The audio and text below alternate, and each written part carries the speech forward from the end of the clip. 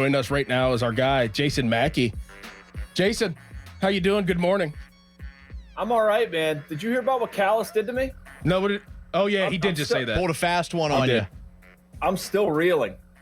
I'm kind of flustered, but that's all right. I'm doing well. Good to see you guys. Callis, why would you do that to Mackey? You know, he just he wants to get in. He wants to give his good takes, and he wants to, really, show his worth on this segment every single Tuesday, and then you mess with him, Callis. Why would you mess with Mackey like that? What's worse, me doing that joke or Crowley making fun of his goatee? Crowley making fun of his goatee. See, there you go. What I did wasn't so bad. I thought the goatee looked good. So did I. Thank you, guys. Maybe Crowley can learn to not shame his coworker at some point. That's all right. I'm telling you. He's going to keep doing it. You know he will whenever he gets back. I know. Jason, the Pirates had their first team workout yesterday down in Bradenton. I guess that Tommy Pham is going to be in left field, and they're potentially going to move Brian Reynolds to right field. I've been saying this for the last week or so. I really think that it does come down to if the Pirates can stay.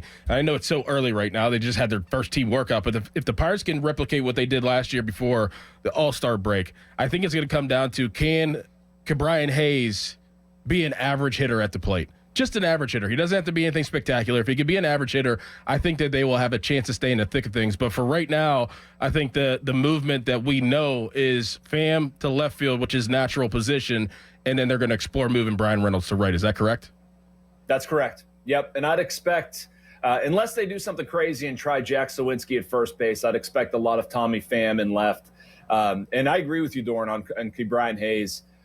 Really, if you look around the diamond at what the Pirates have offensively, I do think it's reasonable. I don't think it's elite, but I think with a different hitting philosophy, and if they stay healthy, they can have an offense that is at least just I would love for it to be like between 17th and 21st or something like that. Like, just get me there. Don't be 27th. Score enough runs. With this pitching staff, especially the starters, I think the bullpen can actually be pretty decent. I think they could have something there. But, yeah, Key Bryant is one of those guys that if he can get reasonable health, my goodness. I mean, I don't need him to play 150 games. Just not have your back be a consistent issue. I think they have something there. Jason, with the injury to Spencer Horwitz, do we see any more of the Brian Reynolds first base experiment this spring? Yeah, so I think that's contingent on a couple things, Donny. One of them is, oddly, Henry Davis and how he handles himself. I think if Henry Davis has a good spring, they could move Endy Rodriguez to first base as a left-handed hitting complement and sort of fill that spot. So you'd have Triolo, the right-handed hitter, Endy, the left-handed hitter. If Henry doesn't do anything, again, I mentioned Sawinski. I could see them maybe giving that a shot. He has some history playing first base. I don't think they've done that to this point. But yeah, I think the third option might be moving Brian Reynolds. It would get like Joshua Palacios is a guy I think they'd probably like to have on the team if he produces. It would give them a pathway to get him some at bats. And I think they need to be mindful of Sawinski's reps, how they balance Pham. So yeah, I think you could see some Brian Reynolds, but there's some places or there's some mechanisms in place that I think that they'd probably like to go to first. Who do you anticipate having a better year this year, Joey Bart? And from what they did last year, and Joey Bart had a pretty good year last year. I think we can all agree about that. Joey Bart or Nick Gonzalez, where at times last year Nick Gonzalez was fantastic. I mean, he won them games by himself by getting crucial hits. Who do you anticipate having a better year out of those two, Gonzalez or Joey Bart? I'm going to go with Joey Bart, Dorin. I think Joey Bart is the real deal. I don't think what we saw last year was fake. This is a high pedigreed guy. I forget where he was taken in the draft, but I mean, it was not low. He's got power. We saw that. I like his approach at the plate. He is a catcher that can mix adequate defense with plus offense. And I thought he did a pretty good job behind the plate last year, having to learn a pitching staff on the fly.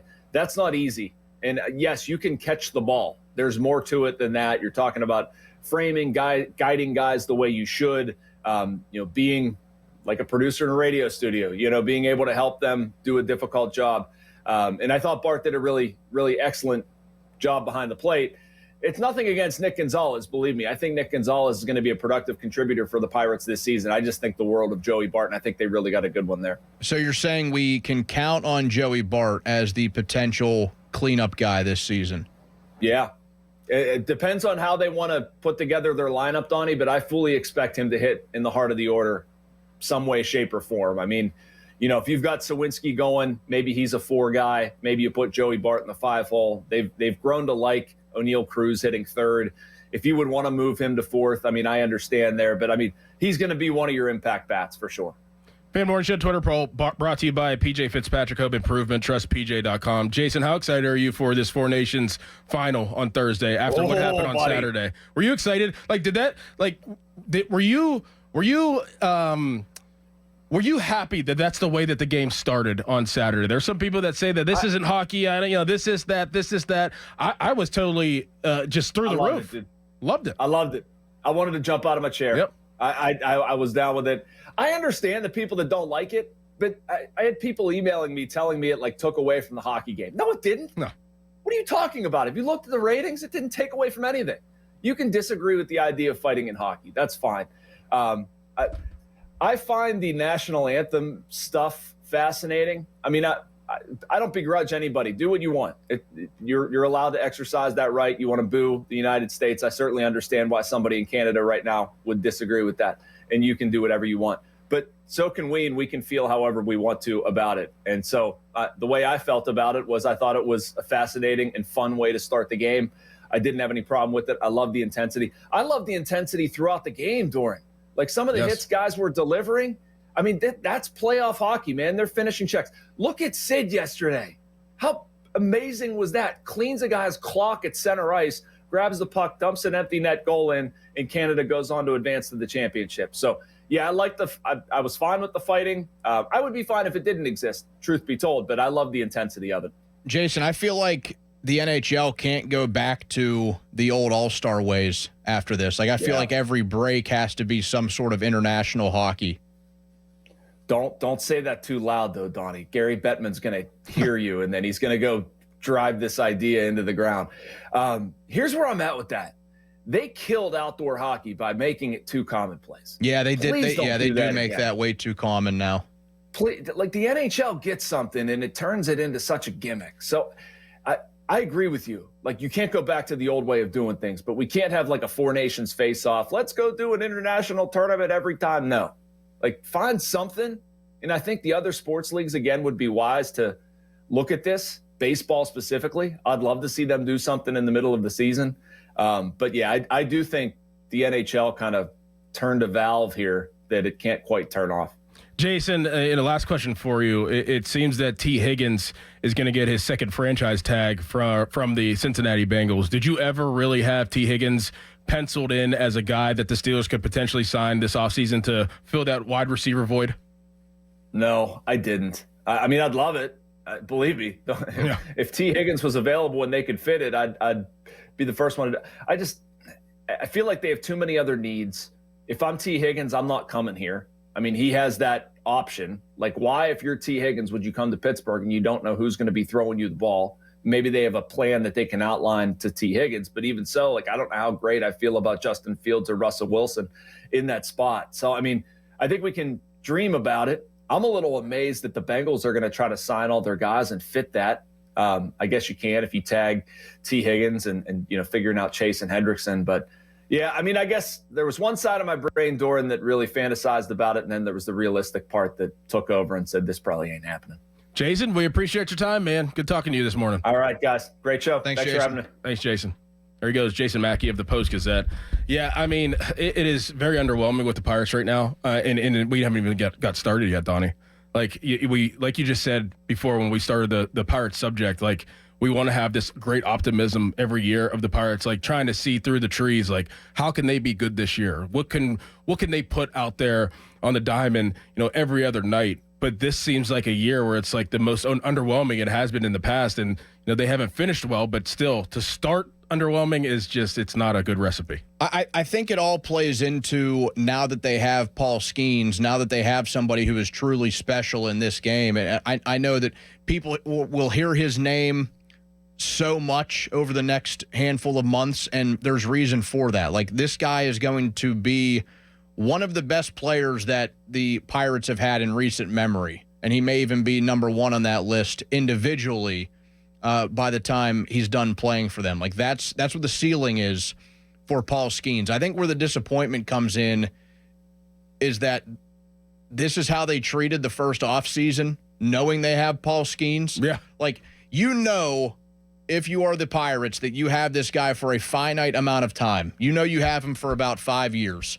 You got to take your shots now, because down the road he is going to be in LA or in New York, or maybe he goes somewhere else, big market. But you're not going to have this guy as a lifer unless he is a true, like, I'm all about playing for one team mentality, which that would just be dumb on his part. He's going to set records with the amount of money he's probably going to get once he eventually hits free agency down the road.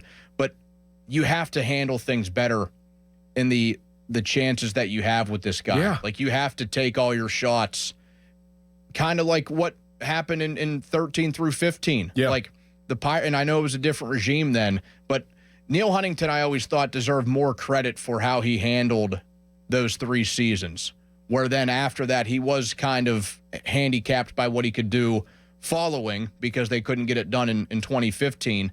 But he made some big moves. He made some bold acquisitions in those 3 years that made the team a whole lot better. Mm-hmm. And that's the best Pirates baseball I've ever gotten to experience.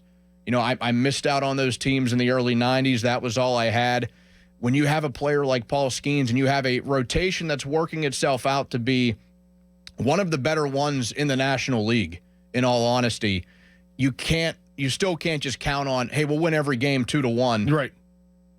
Because that's not going to happen. Right. It is very disappointing. And if it's not just disappointing for the Pittsburgh Pirates, it's disappointing for Paul Skeens' window of being a Pittsburgh Pirate, for them not to surround this guy with the adequate talent that he needs to be successful.